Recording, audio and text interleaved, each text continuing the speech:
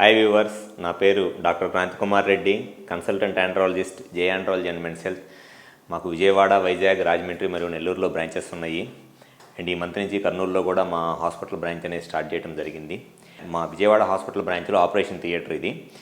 నేను ముఖ్యంగా ఈ వీడియో చేయడానికి ఒక కారణం ఏమిటి అని అంటే, చాలామంది పేషెంట్స్లో ఈ వీరికణాల కౌంటు తక్కువగా ఉండి, లేకపోతే వీరికణాల కదలికలలో ప్రాబ్లం ఏదైనా ఉండి, మగవాళ్ళలో పిల్లలు లేక ఇబ్బంది పడటానికి వ్యారికోసిల్ అనేది చాలా ముఖ్యమైన కారణము.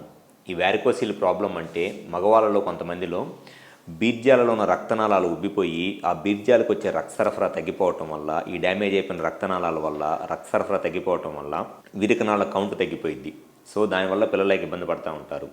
అయితే ఈ వ్యారికోసిల్ ప్రాబ్లంకి సర్జరీ చేయటానికి ఒక్కొక్కరు ఒక్కొక్క రకంగా ప్రమోట్ చేసుకుంటూ ఉంటారు. కొంతమంది ల్యాబ్ సర్జరీ బెస్ట్ అంటారు, కొంతమంది ఓపెన్ సర్జరీ బెస్ట్ అంటారు, కొంతమంది ఏమో ఎంబోలైజేషన్ అంటారు, కొంతమంది మైక్రో సర్జికల్ వ్యారికోసిలెక్టమీ అంటారు. వీటన్నిటిలోనూ వ్యారికోసిల్కి బెస్ట్ సర్జరీ అయితే మట్టికి ఖచ్చితంగా మైక్రో సర్జికల్ వ్యారికోసిలెక్టమీయే బెస్ట్ సర్జరీ. ఎందుకు అనంటే, మైక్రో సర్జికల్ వ్యారికోసిలెక్టమీ చేసేటప్పుడు కంపల్సరీగా మనము ఇది ఆపరేటివ్ మైక్రోస్కోప్, ఈ ఆపరేటివ్ మైక్రోస్కోప్ యూజ్ చేసి మనం సర్జరీ చేయడం అనేది జరుగుతుంది. ఈ ఆపరేటివ్ మైక్రోస్కోప్ అనేది వ్యారికోసిల్ సర్జరీ చేసేటప్పుడు కంపల్సరీగా మైక్రో సర్జికల్ వ్యారికోసిలెక్టమీ సర్జరీ చేయించుకుంటేనే ఆ టెస్టిస్లో ఉన్న వ్యారికోసిల్ ప్రాబ్లం క్లియర్ అయ్యి స్పర్మ్ కౌంట్ పెరగడానికి చాలా ఎక్కువ ఛాన్సెస్ ఉంటాయి.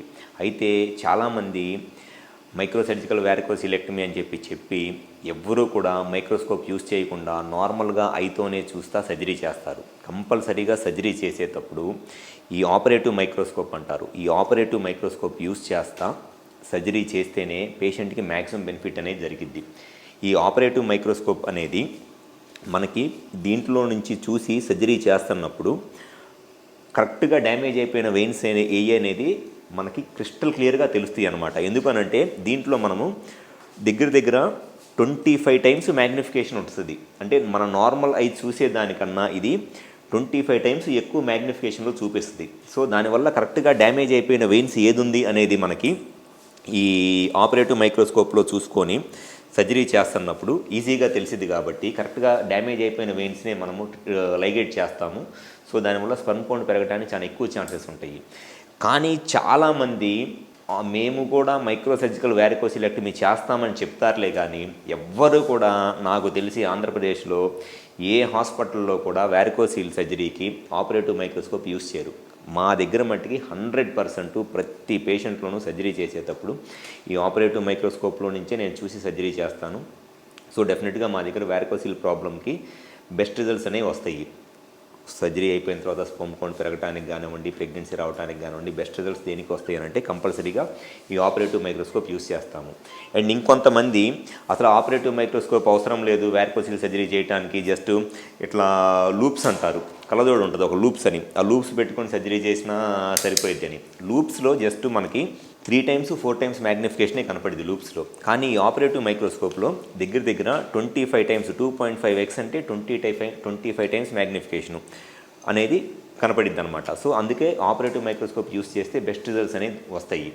అండ్ దాంతోపాటు కంపల్సరీగా సర్జరీ చేసేటప్పుడు ఈ డాప్లర్ ఇన్స్ట్రుమెంట్ ఉంటుంది. ఇది ఇంట్రా ఆపరేటివ్ ఆర్టీరియల్ డాప్లర్ అంటాము.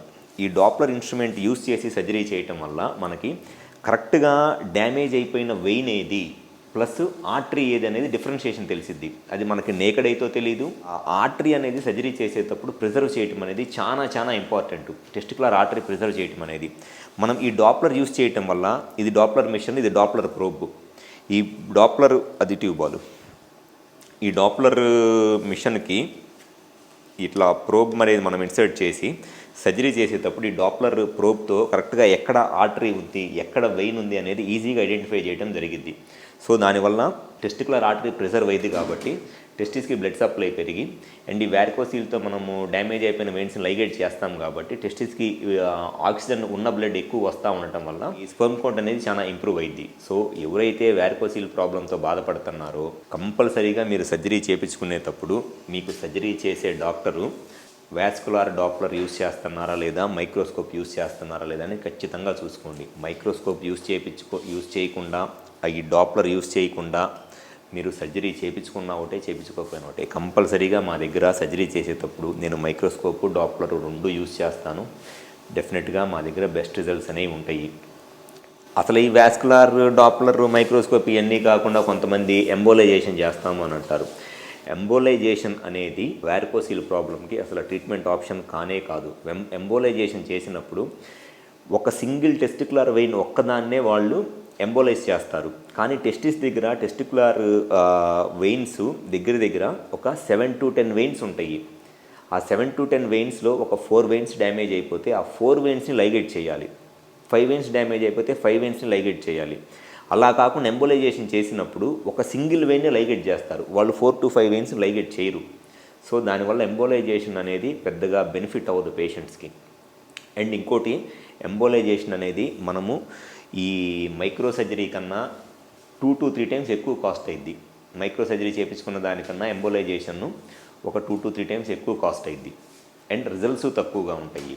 సో ఎవరైతే వారికోసిల్తో బాధపడతా స్పర్మ్ కౌంట్లో కానీ కదలికల్లో కానీ ఇబ్బంది ఉండి పిల్లలు లేక బాధపడుతున్న మగవాళ్ళు ఉన్నారు, మీరు వారికోసిల్ సర్జరీ చేయించుకోవాలంటే బెస్ట్ సర్జరీ వచ్చేసి మైక్రో సర్జికల్ వారికోసిలెక్టమీ.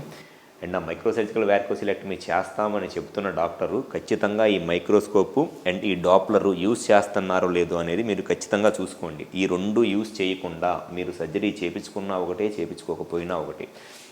ఖచ్చితంగా మా దగ్గర మైక్రోస్కోపు డాప్లర్ యూజ్ చేస్తాము.